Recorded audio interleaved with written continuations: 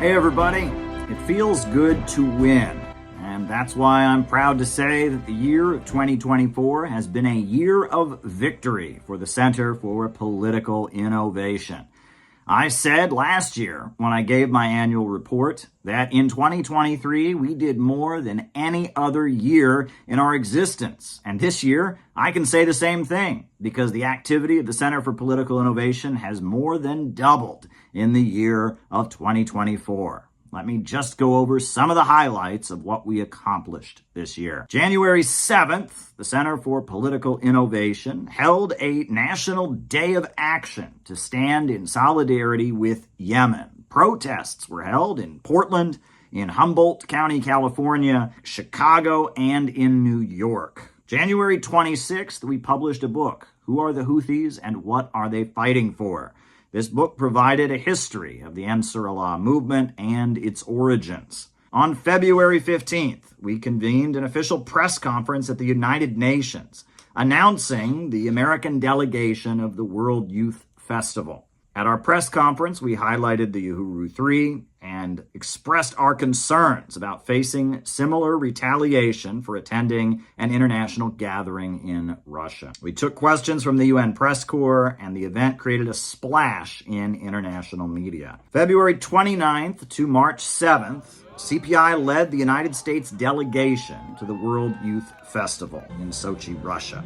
3 of our members participated in the festival, and 2 of us spoke directly with Russian President Vladimir Putin during the last day at a special session. Our remarks focused on how we could work to improve relations and integrate the United States into the new alternative economy emerging around the world as the Western financial system declines. March 15th to 17th, we acted as official observers of the Russian election. During that election, we gave eyewitness to the massive public support that the government has as the war in Ukraine continued and the NATO imperialists have maneuvered against them.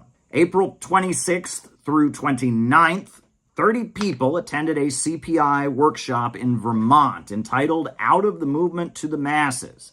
We published a new textbook for the gathering, reviewing the history of anti-imperialism and exploring how an effective anti-imperialist movement could be created in our time. On May 26th, we were invited as guests to the Libertarian Party's National Convention in Washington, D.C., where U.S. presidential candidate Donald Trump was welcomed as a guest speaker. For the convention, we published 1,000 copies of this pamphlet, Do You Believe in Growth, and distributed them all throughout the convention hall. The pamphlet explains our anti-imperialist perspective, and it's pretty fair to say we reached a lot of people. June 7th, the Center for Political Innovation co-sponsored an event at the Los Angeles Family Church dedicated to the peaceful reunification of the Korean Peninsula. 100 people attended the event, people of diverse backgrounds, all focused on how it was we could improve U.S. relations with the Democratic People's Republic of Korea. On July 22nd,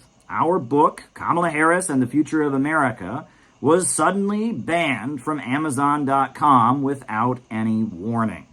Now, the book had been written 4 years prior, and the censorship occurred just as Kamala Harris became the Democratic Party's presumptive nominee. The sudden ban sparked outrage on social media, leading to an explosion of interest in the book. Over 3,000 copies were sold in the following days, and Amazon did restore the book 7 days later. August 19th to 22nd, the Center for Political Innovation team of volunteers distributed books at the Democrat National Convention. We printed 1,000 new copies of the book Kamala Harris and the Future of America and handed them out, along with 1,000 copies of our pamphlet called Do You Believe in Growth? We made our mark at the event, ensuring that our perspective was heard by protesters, Democratic Party members, and others. September 3rd, CPI members attended the opening of the Uhuru 3 trial in federal court in Tampa. CPI addressed the press before the trial began alongside Jill Stein, Pam Africa, and New York State Assemblyman Charles Barron. On September 28th, CPI co-sponsored the second Rage Against the War Machine rally in Washington, D.C., as we did for the first rally back in February of 2023. This anti-war gathering, organized by the Libertarian Party and the People's Party, was extremely important, and we are very proud that we stepped up to become official sponsors of the event. On October 2nd, we launched our Peace Maga operation, kicking off at Trump Tower. For the final month of the election, CPI members unfurled a large banner of Donald Trump and Kim Jong-un shaking hands, along with the words, "Only peace can make America great again." We took to the streets of New York City, loudly promoting this message, highlighting hopes for peaceful reunification of the Korean Peninsula and amplifying the best parts of Trump's message. October 12th, CPI held an all-day workshop in Chicago. The event was attended by 25 people and included strategic discussions for the fight ahead. October 27th, CPI's Peace Maga operation attended Trump's rally at Madison Square Garden. We engaged thousands of Trump supporters outside of the event, and our banner was even noticed by The New Yorker that highlighted Peace Maga in their coverage. On October 30th, CPI member Penny Arcos confronted U.S. Congresswoman Ilhan Omar. We would like to know as American people why you continue to support sending billions of taxpayer dollars to Nazis in Ukraine to start a nuclear war with Russia. China is not our enemy. I need you to leave, please, ma'am. China's not our enemy. Russia's not our enemy. Walk out, please. No more money for rich men's wars. Take your stuff and no walk, more please. money for rich men's wars. No more money for rich men's wars. On November 2nd, the Center for Political Innovation participated in the Black is Back March in Washington, D.C. to support the Uhuru movement. November 23rd, the Center for Political Innovation released our letter to President-elect Donald Trump, urging him to become a peace president who stands against the war makers and the emerging low-wage police state. The video has been viewed by hundreds of thousands of people across various platforms. December 16th, CPI attended the sentencing hearing of the Uhuru 3 in Tampa's federal court. We were overjoyed that after being acquitted of the main charge of acting as foreign agents, the Uhuru defendants did not receive any jail time or fines. They expect to overturn their conviction on appeal soon. Needless to say, this has been a big year for the Center for Political Innovation. We exposed Kamala Harris for what she truly is, a sadistic narcissist who would have been very dangerous if she ever entered the Oval Office. In addition to that, we amplified the pro-peace aspects of Trump's message. Furthermore, we raised the Uhuru 3 case as loudly as we could, not only in the United States, but at the United Nations and in Russia. We won so many victories this year because through our relentless work, we are giving voice to what the overwhelming majority of the American people want: economic justice, freedom, and an end to the wars. Our organization possesses a clear understanding of what stands in the way, and that is the system of globalism imperialism. And with our clear understanding, we can lead the fight. This year has been a year of very significant changes in our organization. We liquidated the nonprofit for legal reasons. We are now incorporated as an LLC in the U.S. state of Texas. We made the decisive choice to break with leftover Cold War ideology and clarify that our view, known as innovationism, represents an entirely new stage. Additionally, we have begun defining ourselves in opposition to the toxic trend called fandom, which traps people in a negative cycle of social media cynicism rather than building the communities of solidarity and networks of resistance that are urgently needed.